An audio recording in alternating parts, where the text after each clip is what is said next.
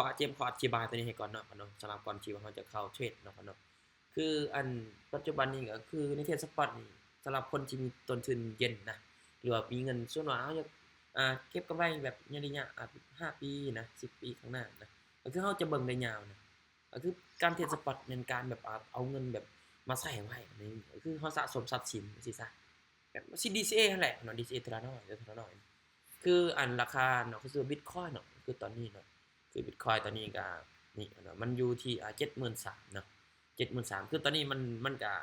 พันพวนอยู่นะก็ขึ้นลงๆอยู่เนาะคือส่วนมากเราซื้อในราคานี้เนาะถ้ามันขึ้นไปเราก็ได้กำไรเนาะก็ได้กำไรได้เราก็ได้กำไรเราซื้อหลายก็ได้หลายเนาะคือส่วนมันลงมากอะเราก็อาจจะบ่ได้แบบมันอันนั้นดอกเนาะแต่มันการติดดอกอาจจะเอิ้นว่าติดดอกก็คือขาดทุนแต่ว่าเงินเราก็ยังอยู่ในนั้นนั่นแหละเนาะแต่มันจะก็คือมันจะเราจะได้กำไรตามการเคลื่อนที่ของราคาที่จะของราคาสินค้านั้นจังซี่มันจะความเสี่ยงจะน้อยกว่าการเทรดฟิวเจอร์เด้อมันจะแตกต่างกันแน่เนาะคือเราเทรดนี่มันจะมีความเสี่ยงสูงสำหรับเราเทรดสปอตอันนี้มันจะความเสี่ยงมันจะตามเนาะกำไรอาจจะบ่หลายเท่าการเทรดฟิวเจอร์ก็เข้าใจไปนำกันเนาะคือแต่ละเหรียญนี่ก็มีให้เราเลือกเทรดหลายเหมือนกันเนาะเทรดตัวใดก็ได้มันแล้วแต่เราอยากเลือกเทรดอยากเลือกซื้อเนาะอัน Ethereum ก็อยู่ที่20,000เนาะ2,000 2,300เนาะ2,300ก็คือขึ้นลงๆอยู่ในปัจจุบันนี้ก็มีหลายเฮาลิงก์อันนั้นนี่เด้ลิงก์เราสามารถซื้อได้ก็คือจะเป็น Binance หรือว่าพวกอิหยังต่างๆแต่ว่าส่วนใหญ่จะซื้อใน Binance เนาะก็อยู่ใน BX ก็ซื้อคือกันเนาะเนาะบอกว่าแต่ละคนก็ไผที่ว่าเทรดสปอตก็ในเท่านี้ก็ฮู้ไว้ก็ดีเนาะฮู้ไว้ก็เป็นการดีเลยเพราะว่าอยากให้แต่ละคนเนาะเข้าใจถึงในการเรียนรู้ให้หลายขึ้นเพราะว่าคือเจมส์น่ะเจมส์ว่าแท้เจมส์ก็บ่ได้เก่งดอกแต่ว่าคือค่อยเบิ่งในอนาคตข้างหน้ามันจะไปในทางนี้ค่อนข้างว่าหลายซุเจ้าค่อนข้างว่าหลายเนาะก็เลยว่าแต่ละคนฮู้ไว้ก็ดีอยากให้แต่ละคนฮู้ไว้ก็ดีซุเจ้าเนาะบ่มีหยังเสียหายเนาะโอเคสวัสดีเด้อสวัสดีนะเนาะเอ้าทุกคนเนาะถือว่าเจมส์อธิบายให้นิดนึงเนาะสำหรับในการเทรดคริปโตก็คืออันเทรดสปอตเนาะตัวนี้จะเป็นการเทรดสปอตในค่อนข้างว่าในระยะยาวเด้อเด้ออาจารย์เล่นบ่ไหวแล้วฮะเน็ตซ่าว่ะว้าสัญญาณดักซ่าเอาเนาะตายห่านี่มันตอนนี้ยินเสียงไผบ่ตอนนี้พวกเจ้าได้ยินคักอยู่บ่ตอนนี้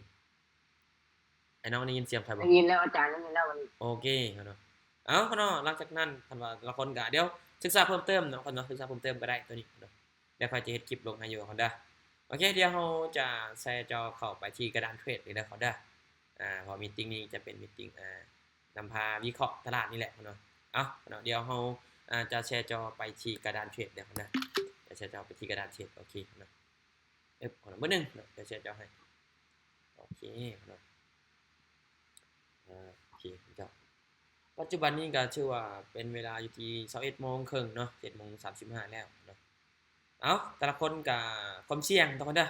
ก่อนที่ว่าจะเทรดก็อยากให้ทุกคนอยากให้เข้าใจถึงความเสี่ยงให้หลายขึ้นเนาะเพราะมีตติงนี้ข้อยบ่ได้เจตนาที่จะพาเจ้ามาหาเงินอันนี้เท่านั้นเด้อคนเด้อคือข้อยจะมาแบ่งปันแนวทางในการเทรดของข้อยและแต่ละคนก็เบิ่งเอาแต่ละคนเขายอมรับได้เทรดยอมรับบ่ได้ให้เบิ่งเป็นแนวทางเอาโอเคนะทุกคนเนาะพอแต่ละคนเข้าใจความเสี่ยงแล้วเนาะแต่ละคนก็ปฏิบัตินำกันเนาะคือวันนี้ข้อยเอาต้นทุนมาอยู่ที่200เนาะ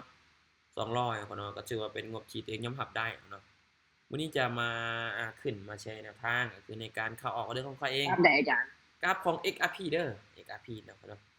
กราฟ XRP เนาะโอเคพาที่เข้าร่วม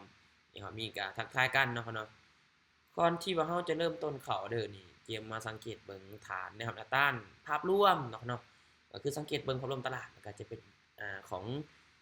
อินดิเคเตอร์เฮาแล้วก็จะเป็นของการบริหารเม็ดเงินของเราไปนำเด้ออันนี้จะเป็นกลยุทธ์ที่เฮาใช้เนาะ1ภาพรวม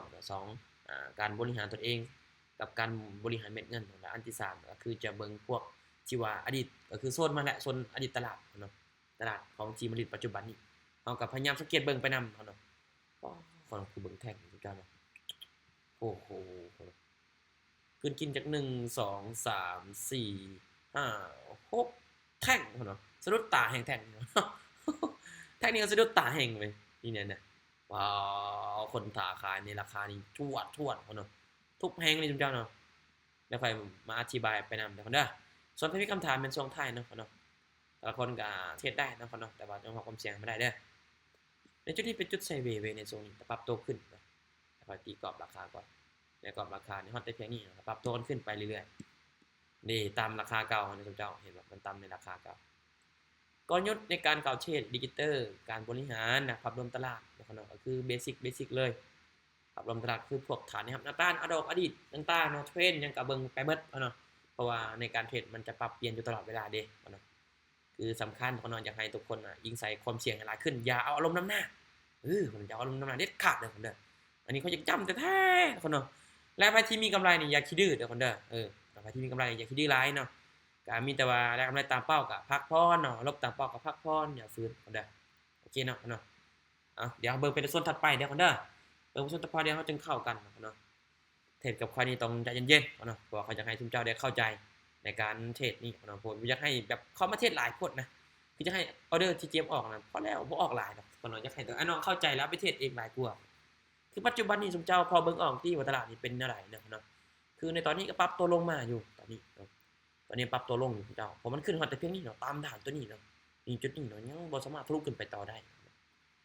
โอเคเนาะเดี๋ยวในระหว่างทางนี่จะเบิ่งฐานเก่ามันในจุดนี้ก็มีคือกันปัจจุบันนี้เด้อเนาะโอเคแม่นี่คันเป็นลักษณะจังซี่เนาะเดี๋ยววันนี้ค่อยตามอินดิเคเตอร์ไปก่อนเด้อวันนี้อินดิเคเตอร์ได้4ตัวขึ้นเนาะจุดนี้เนาะสังเกตเบิ่งจุดนี้วันนี้ขอตามชื่อเด้อวันนี้เจมขออนุญาตเข้าชื่อบัน1เนาะวันนี้ข้าพเจ้าเข้าตามสื่อละกันเนาะนี่เนาะจุดนี้อินดิเคเตอร์ตามมันได้4ตัวขึ้นเจมก็เลยว่าขอเข้าตามก่อนแล้วนะถ้ามันเปลี่ยนแปลงแบบใดก็เดี๋ยวเฮาเบิ่งกันอีกทีนึงเนาะเพราะว่าในจุดนี้เนี่ยจะขอทดสอบเบิ่งตลาดก่อนว่าซะเนาะไม่แรกเจมก็บ่การันตีดอกว่ามันจะวินนะทุกเจ้าเพราะว่าเจมคันเจมพลาดเจมก็จะได้รู้จุดที่ว่าเฮาต้องปรับปรุงเปลี่ยนนะเนาะมันเป็นจังซี่เด้อทุกเจ้าเนาะคือเจมก็บ่การันตีดอกว่าจะวินทุกไม้ที่เจมออกเนาะมีแต่อยากให้ทุกคนเอาใจใส่นำกันเนาะโอเคเนาะเจอไม้นี่ก็งามๆเนาะไม้นี่ก็ไม้แรกเฮาแฮกมันคนไม้แรกแฮกมันเลยเนาะคนสำคัญในการเบิ่งตลาดนี่ทุกเจ้าก็อยากให้น้องเข้าใจถึงพวกเบสิกคือฐานแฮกต่างๆให้หลายขึ้นเนาะแล้วก็เฮามาเบิ่งอิงใส่กับประสบการณ์ในการศึกษาเฮาหลายขึ้นอีกเนาะมันก็จะเป็นการดีเลยคันว่าเฮาฮู้นี่ควบคู่กันเนาะในจุดนี้ดิจิทัลยัง4โตขึ้นในจุดนี้เฮาก็ขอตามซื้อไปเลยเจ้าในจุดนี้เด้อในส่วนนี้ดิจิทัลยังมีการเอียงโตขึ้นเนาะเจ้าในจุดนี้เกมก็เลยว่าเข้าซื้อบ่รู้ว่าไอ้น้องสัญญาณไฟนี้มันทางพวกเจ้านี่เห็นเวลามันไปตรงกันบ่แต่ละคนเนาะเพราะว่าเจมก็ตอนจักวิบ่5วิบ่เนาะหรือว่า7-8วิบ่เนาะแต่เจมมากดน่ะ3วินะครับเจมกดแต่ว่าเจมเแล้วเนาะคันว่าปากเจมได้น่ะก็คือเข้าเลยนะทุกเจ้าคันว่าปากเจมว่าบ่เข้าก็คือบ่เข้าเนาะมันจะวินหรือพลาดวิจามันเนาะสุดในที่สุดแล้วเฮาก็ได้วิเคราะห์แล้วทุกเจ้าเนาะคือมื้อนี้ก็วิเคราะห์เนาะไปทางฝั่งซื้อเนาะมื้อนี้ก็ถือว่าวินงามๆเนาะมื้อนี้ก็โอเคเนาะคือสาเหตุที่เลือกซื้ออันนี้มื้อนี้ค่อยตามดิจิทัลเด้อทุกเจ้าดิจิทัลนี่ค่อยเบิ่งมันได้ยัง4โตขึ้นนะในจุดนี้เนาะเจมก็เลยว่าเข้าซื้อเลยทุกเจ้ามื้อนี้เนาะเมื่อกี้นี้เดี๋ยวเบิ่งไม้นี้ทุกเจ้าเดี๋ยวไม้ที่3บ่เนาะมื้อนี้จะเป็นไม้ที่3เด้อเดี๋ยวเบิ่งว่าในปัจจุบันนี้จะมีแท่งที่ว่าปฏิเสธราคากันแบบใดโอเคเนาะมื้อนี้เนาะมื้อนี้นี่ขายเนาะมื้อนี้เจมขออนุญาตขายเด้อมื้อนี้ขออนุญาตขายทุกเจ้าเนาะมื้อนี้ขายเด้อเด้อโอเคเนาะตามได้ส่วนได้เนาะดีแล้วเนาะแต่ละคนก็วิเคราะห์ไปตามไอ้น้องโหลดทุกเจ้าเนาะมื้อนี้สาเหตุที่ว่าส่วนนี้เกิดจากอย่างเดียวเจมขอคำผมคิดว่าไม่เห็นแน่เนาะเดี๋ยวเจมจะอธิบายของเจมเนาะเจมจะพูดของไอ้น้องที่ว่าเขาเนี่ยเอาเดี๋ยวนี้สามารถอินดิเคเตอร์สีลงนั่นคือขึ้นแสดงว่าตามที่นี่ของเฮาเองแม่นบ่ในจุดนี้เนาะแม่นดีเนาะที่ว่าเฮาก็จะได้ฮู้จุดที่ว่าเฮาอันนี้นะเฮาเข้าบ่ได้เฮาก็บ่เป็นหยังเนาะแต่ว่าเฮาต้องฮู้ว่าในจุดที่เฮาเข้าในช่วงนั้นมันจะมีฐานหรืออิหยังก็ตามเนาะเฮาต้องเบิ่งให้ออกเนาะก็ดีแล้วที่ว่าแต่ละคนวิเคราะห์คือจุดนี้เจมเข้าที่นี่เจมเห็นอินดิเคเตอร์นี่ของข่อยยังได้4ตัวลงเนาะถือว่าบ่งบอกคนถาขายอยู่เจ้าเนาะอีกอย่างแท่งนี้ก็ถือว่าแต่แท่งที่บ่ชัดเจนเนาะถือว่ามีทั้งแห่งซื้อและแห่งขายเข้ามาปนกันคือในโซนนี้ในโซนนี้นี่ขายเด้อมื้อนี้ขายเด้อขายเจ้าขายเด้อสัญญาณยักษ์ซ่าเนาะสัญญาณค่อยยักษ์ซ่าดิทุกเจ้าเด้ขออภัยเด้อเด้อครับว่ามันสัญญาณมันบ่อำนวยให้ก็ขออภัยหลายทุกเจ้าเนาะมื้อนี้มีคนเข้านำบ่ทุกเจ้ามื้อนี้มีคนเข้านำบ่หรือว่าไม่มีขายคือกันขายกันบ่ถือว่าวิเคราะห์ตรงกันเนาะวิเคราะห์ตรงกันมื้อนี้ค่อยก็เลือกขายเนาะค่อยก็เลือกขายทุกเจ้ามื้อนี้อินดิเคเตอร์ค่อยยังได้4ตัวลงเนาะ อีกอย่างพ่อน้องก็ยังบ่สามารถทะลุฐานด้านเชิงขึ้นไปได้เนาะถือว่ามีการปฏิเสธราคาลงมาอย่างรุนแรงเนาะมื้อนี้ก็เป็นงามๆพ่อน้องตามเทคนิคเขาเลยสำเจ้านี่พ่อน้องโอเคพ่อน้องถือว่าเฮาไปกันต่อเนาะต่อเด้อเพิ่นเด้อปัจจุบันนี้นี่ชื่อว่าแต่ละคนก็พยายามมาเซฟต้นทุนแล้วก็เซฟตัวเองไปนำเด้อเพิ่นเด้อบ่จำเป็นต้องเข้าทุกไม้นำข่อยก็ได้แต่ละคนเข้าแบบว่าคันตรงกันก็เข้าได้เนาะคันบ่ตรงก็ส่วนโลดทุกคนเนาะบ่เป็นหยังพ่อน้องแต่ละคนก็จะได้ฮู้ว่าในจุดนั้นมันเกิดอิหยังแน่นะอ้าวพ่อน้องสัญญาณข่อยนี่คือถือว่านิ่งแท้แบบนี้อุ้ยพ่อน้องสัญญาณเจ้าบ่อยากตายเด้พ่อน้องสัญญาณเจ้า ขออภัยเด้อพ่นเด้อตอนนี้จักวิแล้วเว้ยตอนนี้นี่บ่เห็นวิเลยเจ้าเนาะโอ้โหพ่อน้อง อาจารย์ซะ แม่นเนาะเฮ็ดซ่าให้เจ้าเอ้าเป็นหยังเนาะ บ่ได้ยิน นี่อาจารย์พูดฟ้านี่ออกก็เดินน้ำบ่ทันเลยก็ไม่เลย โอ้เน็ตหลักพ่นเนาะ ยักยอมพ่นเนาะเน็ตเนี่ยพ่นเนาะเดี๋ยวก็จะเอิ้นต่อ30วิได้เบิ่งพ่นเนาะ ทุกคนเนาะเดี๋ยวมื้อนี้เนาะพ่นเนาะมื้อนี้เฮาเข้ากันเนาะพ่นเนาะโอ้เฮาวินกัน4ไม้ติดพ่นเนาะไม้ที่5เนี่ยว่าจะเอาวินกันแต่สัญญาณบ่เป็นใจซ้ำเนาะบ่เป็นใจให้เฮาซ้ำพ่นเนาะบ่เป็นใจให้เฮาซ้ำพ่นเนาะเฮาก็บ่คุ้นกันขึ้นทุกคนเนาะก็บ่คุ้นกันขึ้นจ้าเด้อมื้อนี้เขาจะไป8เหรียญจำ2เด้อมื้อนี้เด้อเขาจะไป8เหรียญจำ2เจ้ามื้อนี้นี่ตามที่ค่อยเบิ่งเด้อพ่นเนาะขายๆพ่นเนาะมื้อนี้ขายๆทุกเจ้ามื้อนี้ขอตามมิเตอร์ก่อน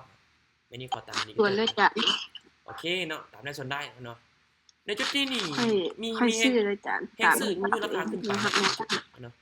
ในจุดนี้จะมีแฮงซื้อมีราคาขึ้นไปแต่เนาะคือเจมเลือกขายเนาะ มันมาตำฐานบวกกับ โอเคเนาะคือในจุดนี้นี่เจมเบิ่งว่าในฐานนี่จอมันจะมีอยู่2โซนเด้อด้านเชิงก็มีคือกันแต่ต้องเบิ่งว่าในโซนนี้มันจะสามารถกดราคาได้บ่คุณจอเด้อมันยังอยู่ในตอนนี้เนาะ3 2 1บ่โอเคเนาะถือว่าไผที่ตามชื่อไว้ยังไม่นี่ก็วินงามๆเนาะตามชื่อเพิ่นเนาะเพราะว่าเมื่อกี้นี่เจมขอตามตลาดเลยเมื่อกี้นี่ตามตลาดเลยคุณจอเนาะคือมื้อนี้เจมพลาดก็คือเจมบ่ได้ไปหลายเนาะถือว่าลดต้นทุนลงเมื่อกี้นี่ไปที่เหรียญแล้วก็ลงมาเป็น8เหรียญเนาะโอ้วินกันก็4ไม้ติดเนาะแม่นบ่สมเจ้านี่เจ้า1 2 3 4เนาะไม้ที่5เนี่ยเฮาขาดเด้เอาบ่ได้อันนี้เข้ากันติดต่อกันเนาะเน็ตจากซ่าเนาะเนาะเน็ตจากซ่าเนาะเน็ตจากซ่าหลายเนาะปัจจุ ได้ บัน ตามเป้าด้วยกันครับเด้อ ตามเป้าแล้วว่าเป้าเท่าไหร่นี่ตอนนี้นี่แต่ก็ไม่หลายติตอนนี้เป้าหลายบ่ เป้า2เหรียญ โอ้ดีๆเนาะถือว่าได้ตามเป้าแล้วก็ให้หยุดเด้อบ่ต้องเทรดนำทุกไม้ก็ได้เนาะ แม่น บ่ต้องเทรดนำทุกไม้ก็ได้โอ้ถือว่าเฮ็ดตามแผน ขอบใจด้วยอาจารย์ โอเคเนาะเอาเนาะไปทีได้ตามเป้าก็ ออกก่อนเด้อ โอเคเนาะโอเคเนาะไปทีอยากอยู่ก็อยู่เนาะไปทีอยากเข้าก็เข้าไปทีอยากออกก็ออกบ่เป็นหยังเนาะเอาแต่ ใจขอบใจ โอเคเนาะ อันนี้จะซื้อจ้ะตามแหงซื้อ เนาะเดี๋ยวมาเบิ่งจุดนี้ชื่อว่าจะมีเป็นจังได๋โอ้ในโซนนี้เนาะโอ้แห่งซื้อเข้ามาหลายเนาะในโซนนี้โอ้ในจุดนี้เนาะในจุดนี้อยากตามฐานเว้ยในจุดนี้อยากตามฐานเด้อเนาะแต่ดิจิตอลนี่ยังบ่งบอกว่าคนถาซื้อนี่เข้ามาหลายอยู่เนาะเนาะวัน ส นี้ บาย จั ดี บ อาจารย์ ซื้อเนาะ ตายจ้ะ วันนี้ขอจับซื้อเด้อเด้อ อาจารย์เข้าเรียนใดนอกได้ปะ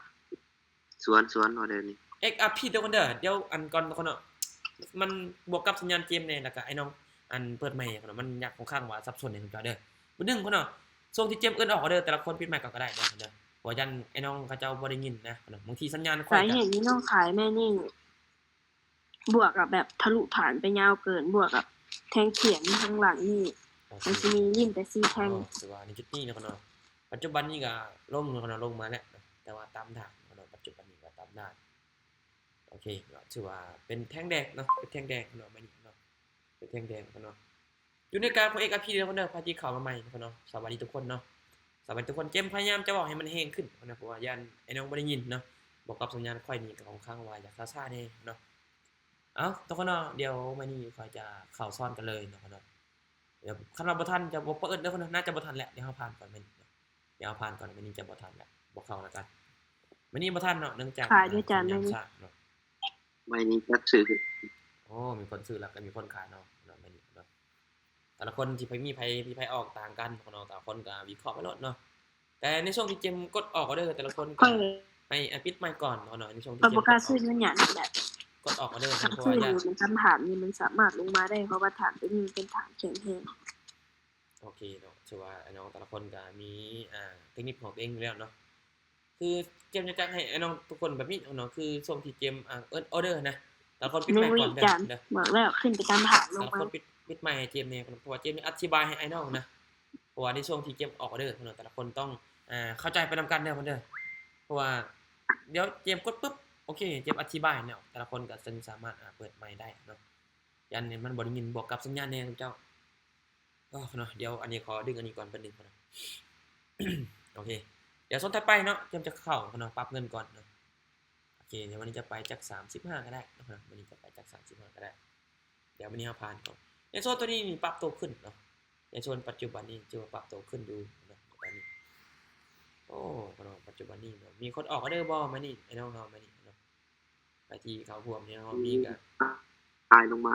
ขายบ่โอ้แต่ตอนนี้มันนิ่งกันเนาะนิ่งเลยเนาะในตอนนี้เนาะถือว่านิ่งเลยตอนนี้แล้วเบิ่งจะลงได้บ่ไม่อึ๊บได้บ่โอ้ขึ้นยาวขนาดนี้ ขึ้นยาว ไม่ เนาะ แน่น้องชื่อเลยจานสามารถรู้ ไม่นี่ขึ้นยาวเนาะเนาะ ผ่านได้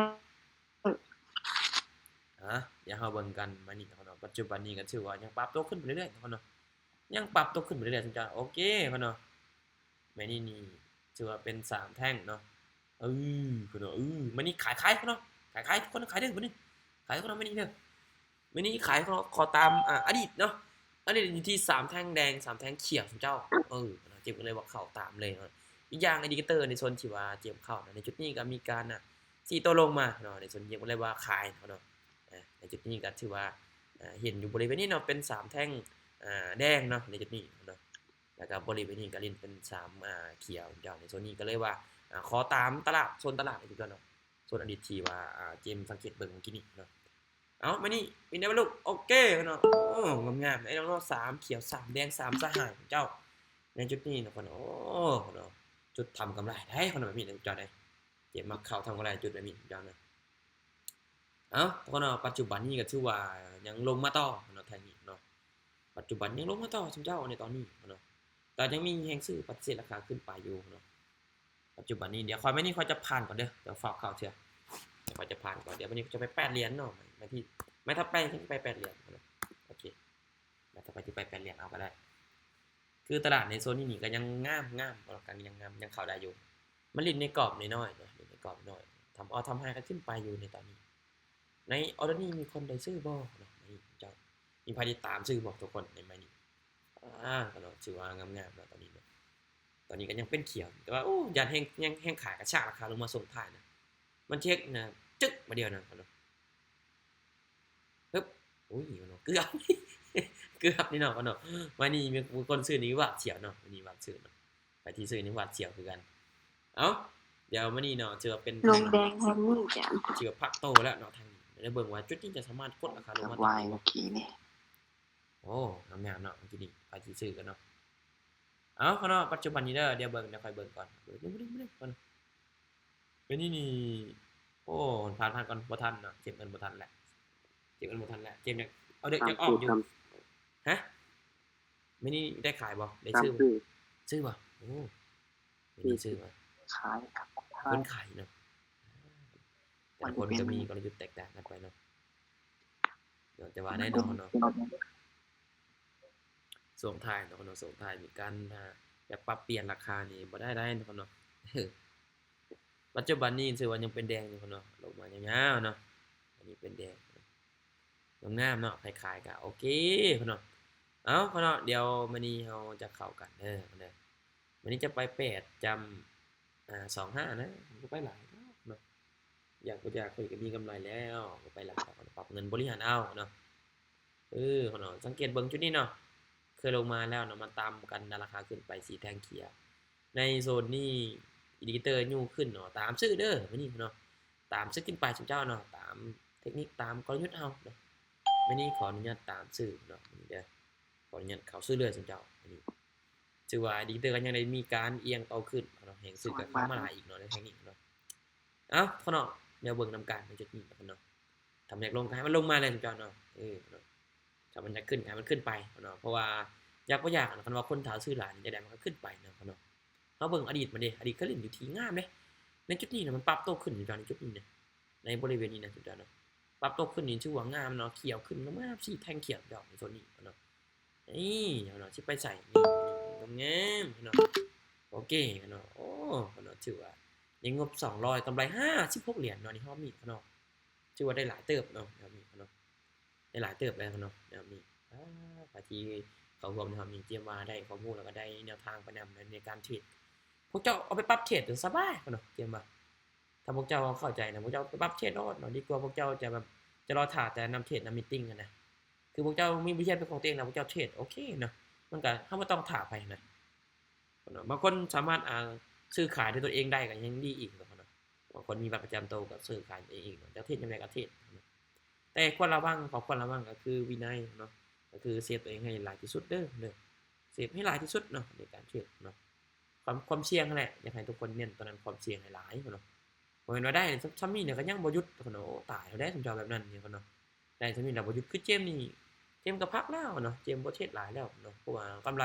ในงบ200นี่กำไรมา56เหรียญนี่คิดเบิ่งเนาะสิเอาส่ำใดเนาะสรุปเนาะกำไรรวมมื้อนี้เนาะ250เนาะมื้อวานนี้ได้บ่หลายมื้อวานนี้